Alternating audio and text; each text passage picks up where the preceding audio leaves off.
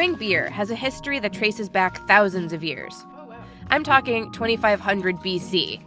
In the U.S., George Washington, James Madison, and Thomas Jefferson were all homebrewers. Today, over 1 million Americans are currently brewing at home. And now, a Brooklyn-run startup, Brooklyn Brew Shop, is helping others get in on the home brewing fun.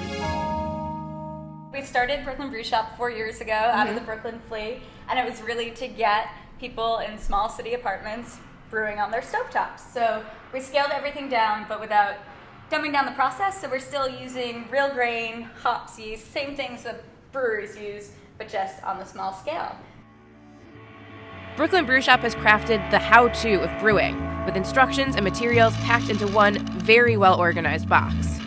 We wanted to make beer that we'd never had before, and it didn't seem like we were bound by traditional rules. Like if we had grown up in Germany or England or someplace with a very ingrained brewing tradition.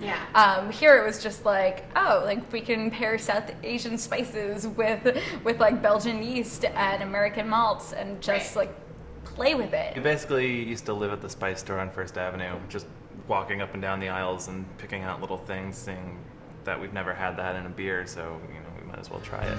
We come out with new beers every season. We cook with the seasons and we brew with the seasons, so we go through the farmer's market and then find what flavors excite us, and then we make a beer for it. So we usually have 6 to 9 out at a given time.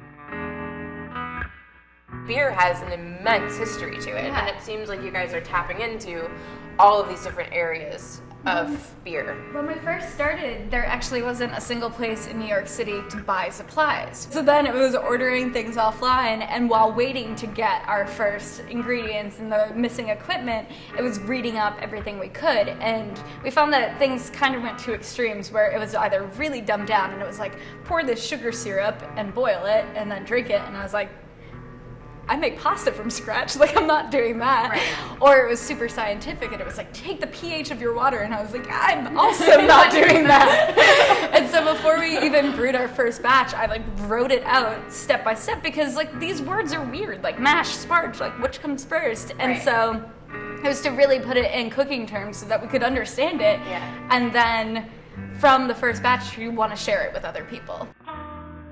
Now, the big news coming out of Brooklyn Brew Shop is the forthcoming brewery, Established Brewing Company, or EST for short.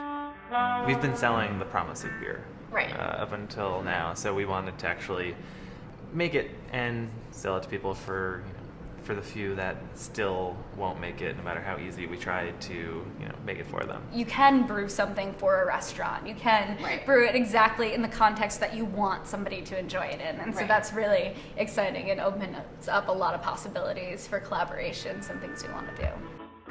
Whether you want to brew at home or taste the pours of Brooklyn Brew without the sanitizing, mashing, and fermenting, Erica and Steven have a product for you. Keep your eyes peeled for EST Brewing Company, soon to be on taps around the city. Thanks for coming by. Yeah, cheers. Next week on In the Spirit, I learn about Sorel and hear Jack from Brooklyn's harrowing story about rebuilding after Superstorm Sandy.